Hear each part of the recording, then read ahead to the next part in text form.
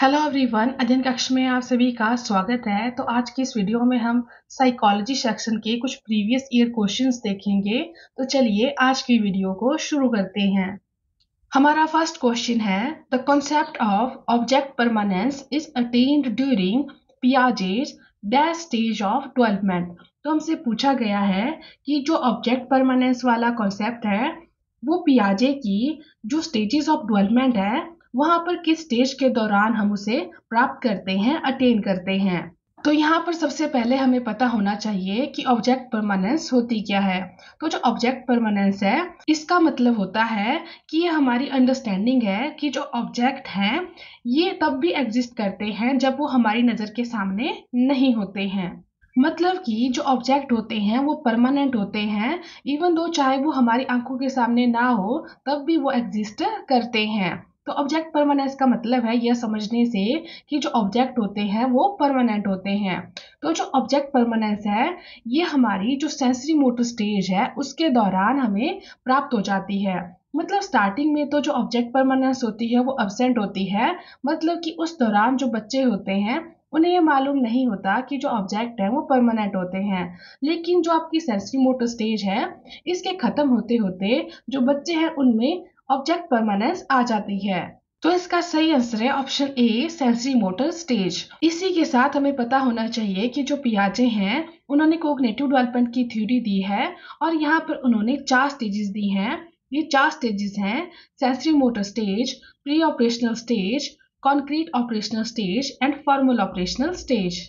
तो अब हम यहाँ पर इन स्टेजेस के बारे में थोड़ा थोड़ा जान लेते हैं क्योंकि एग्जाम में कहीं से भी क्वेश्चन पूछा जा सकता है। तो जो सेंसरी मोटर स्टेज है यहाँ पर बच्चा 0 से 2 साल का होता है, मतलब कि ये इन्फेंसी वाली स्टेज है। तो यहाँ पर जो बच्चा है वो सेंसेस के थ्रू चीजों को सीखता है और जो लैंग्वेज होती है उसकी एब्सेंस होती है। और इसी के साथ यहाँ पर बच्चा सकिंग, लुकिंग और गैस्पिंग जैसी कुछ एक्टिविटीज करता है। इसके बाद हमारी आ जाती है प्री ऑपरेशनल स्टेज और यहाँ पर बच्चा 2 से 7 साल का होता है और यहाँ पर लैंग्वेज की रैपिड डेवलपमेंट होती है। मतलब कि जो आपकी प्री ऑपरेशनल स्टेज है यहाँ पर बच्चा बहुत जल्दी लैंग्वेज को सीखता है और इसी के साथ यहाँ पर बच्चों में इकोसेंट्रिक थिंकिंग होती है। इकोसेंट्रिक का मतलब है कि वो बच्चा सोचता है कि हर चीज का सेंटर वही है और हर चीज उसके अराउंड रिवॉल्व कर रही है। इसी के साथ जो आपकी प्री ऑपरेशनल स्टेज है यहाँ पर स्टैटिक थिंकिंग होती है और बच्चों का प्रॉब्लम सॉल्विंग बिहेवियर होता है। इसके बाद हमारी नेक्स्ट स्टेज है कॉन्क्रीट ऑपरेशनल स्टेज। इस स्टेज के दौरान जो बच्चा है वो 7 से 12 साल का होता है और यहाँ पर जो कॉन्क्रीट ऑब्जेक्ट्स होते हैं उनको लेकर लॉजिकल थिंकिंग डेवलप होती है। इसी के साथ इस स्टेज के दौरान जो बच्चा है वो कंजर्वेशन को समझ पाता है। कंजर्वेशन का मतलब है कि वो चीजों को ऑब्जर्व करता है, उनकी शेप, क्वांटिटी, एरिया, इन चीजों की समझ उसको आने लगती है। और इसी के साथ यहाँ पर बच्चा चीजों को एक सीरीज में और उन्हें एक ग्रुप में अरेंज कर पाता है। मतलब कि यहाँ पर जो बच्चा है वो चीजों को एक ग्रुप में अरेंज कर पाता है या फिर उन्हें असेंडिंग या डिसेंडिंग ऑर्डर में वो अरेंज कर पाता है। इसके बाद हमारी लास्ट स्टेज है फॉर्मल ऑपरेशनल स्टेज और यहाँ पर बच्चा 12 साल से बड़ा होता है और इसका जो मेन कैरेक्टरिस्टिक्स है कि यहाँ पर बच्चों में एब्स्ट्रैक्ट थिंकिंग डेवलप होती है और इसी के साथ यहाँ पर जो ट्रांसफर ऑफ लर्निंग है वो भी यहाँ पर होती है। मतलब कि बच्चा एक जगह सीखी गई चीज को किसी दूसरी जगह पर अप्लाई कर पाता है। और जो सबसे इम्पोर्टेंट पॉइंट है वो ये है कि जो आपकी फॉर्मल ऑपरेशनल स्टेज है यहाँ पर बच्चों में एब्स्ट्रैक्ट थिंकिंग डेवलप होती है। अब वो एब्स्ट्रैक्ट चीजों को, एब्स्ट्रैक्ट रूल्स को अप्लाई कर पाता है और एब्स्ट्रैक्ट चीजों को वो इजीली समझ पाता है। तो यदि आपसे पूछा जाए कि एब्स्ट्रैक्ट थिंकिंग किस स्टेज के दौरान डेवलप होती है तो ये डेवलप होती है आपकी फॉर्मल ऑपरेशनल स्टेज में।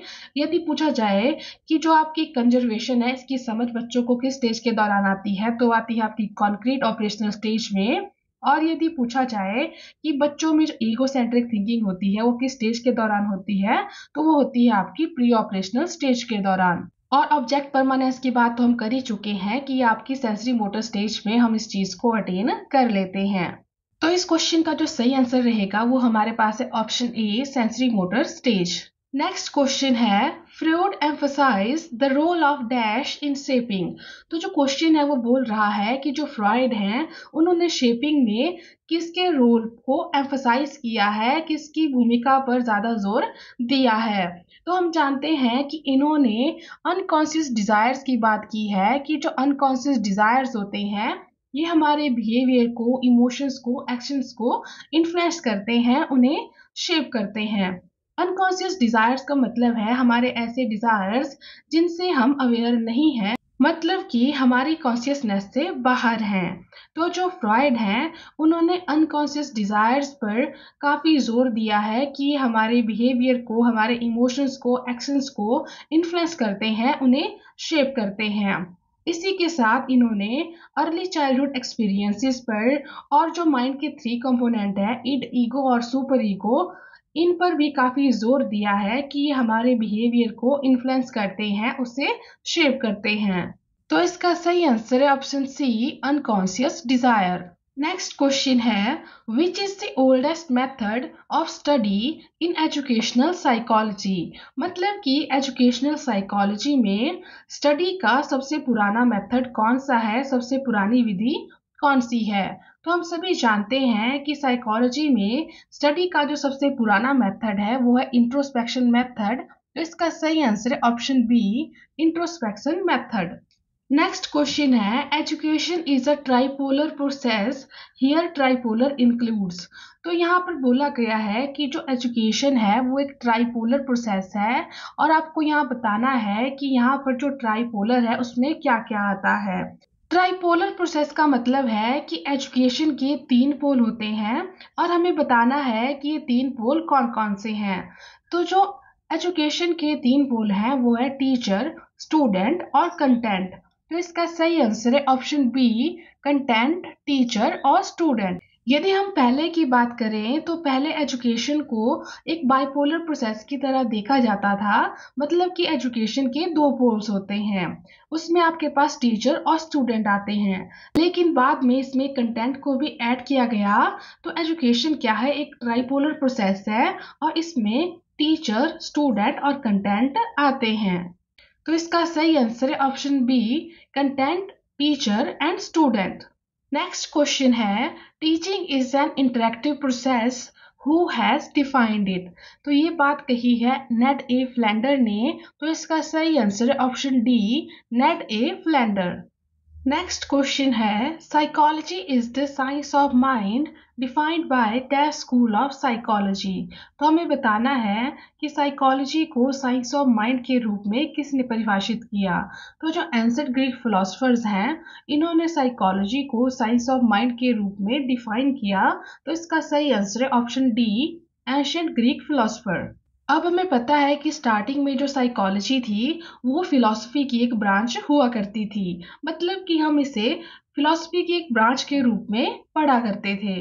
तो शुरुआत में कुछ ग्रीक फिलोसफर जैसे कि प्लेटो, एरिस्टोटल, इन्होंने साइकोलॉजी को साइंस ऑफ सोल के रूप में डिफाइन किया और इसके बाद कुछ फिलोसफर्स ने इसे साइंस ऑफ माइंड के रूप में परिभाषित किया। तो इसका सही आंसर है option D, ancient Greek philosopher. Next question है which of the following theory is associated with law of effect. तो आपको बताना है कि इसमें से कौन सी थ्योरी लॉ ऑफ इफेक्ट के साथ जुड़ी हुई है। तो इसका राइट आंसर रहेगा ऑप्शन बी, थॉर्नडाइक्स थ्योरी। हम जानते हैं कि जो थॉर्नडाइक है इन्होंने ट्रायल एंड एरर थ्योरी दी है और इसमें इन्होंने कुछ प्राइमरी लॉज ऑफ लर्निंग दिए हैं। इसमें हमारे पास 3 लॉ आ जाते हैं, law of readiness, law of effect and law of exercise. तो जो लॉ ऑफ इफेक्ट है वो किसके साथ जुड़ा हुआ है, वो आपकी थॉर्नडाइक्स थ्योरी के साथ जुड़ा हुआ है। तो इसका करेक्ट आंसर रहेगा ऑप्शन बी, थॉर्नडाइक्स थ्योरी। तो आपको ये 3 लॉज याद रखने हैं कि जो आपके प्राइमरी लॉज ऑफ लर्निंग है ये किसके द्वारा दिए गए हैं, थॉर्नडाइक के द्वारा दिए गए हैं और इसमें ये तीनों लॉज आते हैं। नेक्स्ट क्वेश्चन है projective techniques are used for. तो जो प्रोजेक्टिव टेक्निक्स है इनका इस्तेमाल पर्सनैलिटी में किया जाता है। तो इसका सही आंसर है ऑप्शन ए, पर्सनैलिटी। जो आपकी प्रोजेक्टिव टेक्निक्स है इनका इस्तेमाल कोवर्ट बिहेवियर यानी कि जो अनकॉन्शियस बिहेवियर्स होते हैं उनके बारे में जानने के लिए किया जाता है, उन्हें असेस करने के लिए किया जाता है। तो इसका सही आंसर है ऑप्शन ए पर्सनैलिटी। जैसे कि जो रोशार्ड रिंग ब्लॉट टेस्ट है और थीमेटिक एप्रिसेप्शन टेस्ट है, ये आपकी कुछ प्रोजेक्टिव टेक्निक्स है।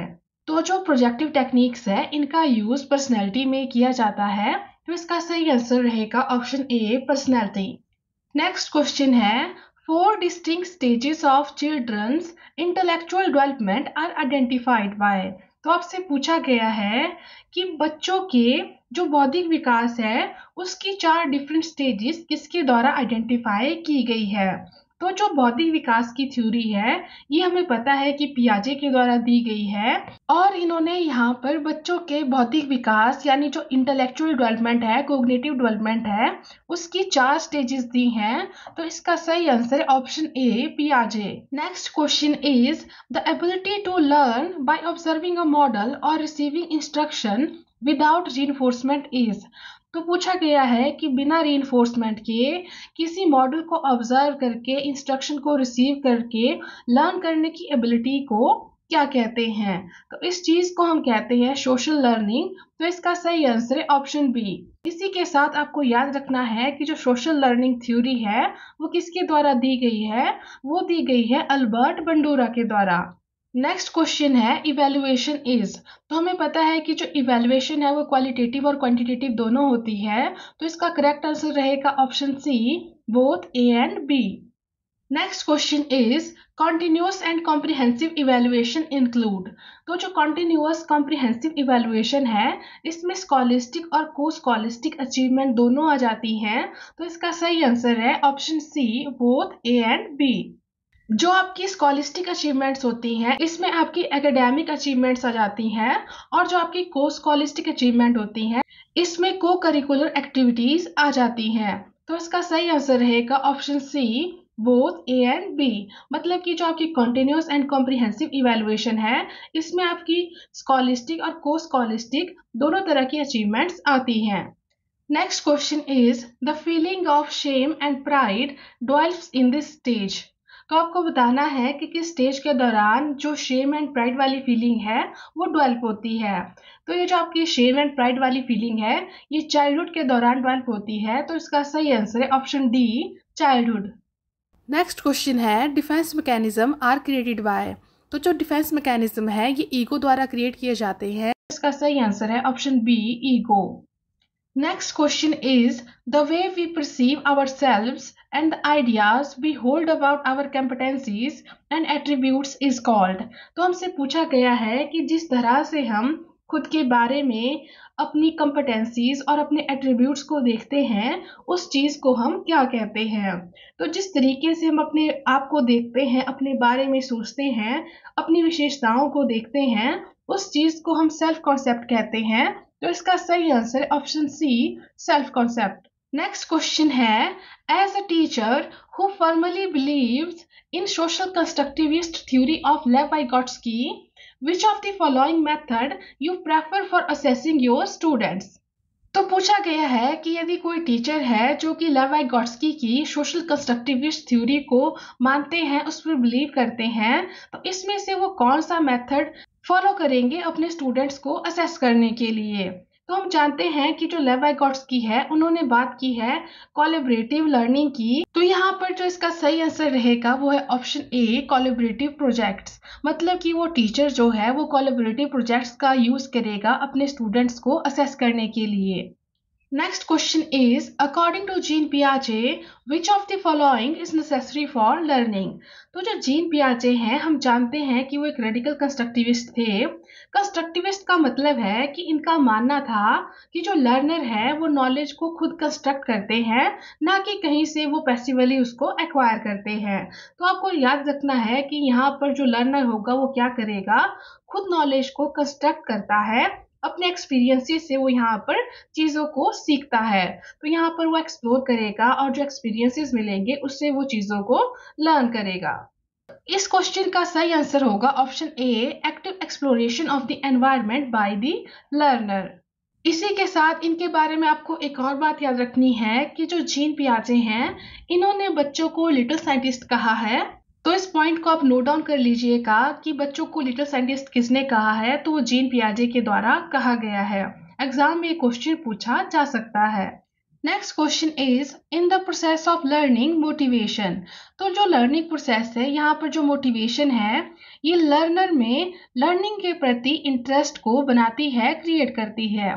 तो इसका सही आंसर है option D, creates interest for the learning among young learner. तो यहाँ पर इसका सही आंसर रहेगा ऑप्शन डी। नेक्स्ट क्वेश्चन है अकॉर्डिंग टू पियाजे the 4 basic elements in development are.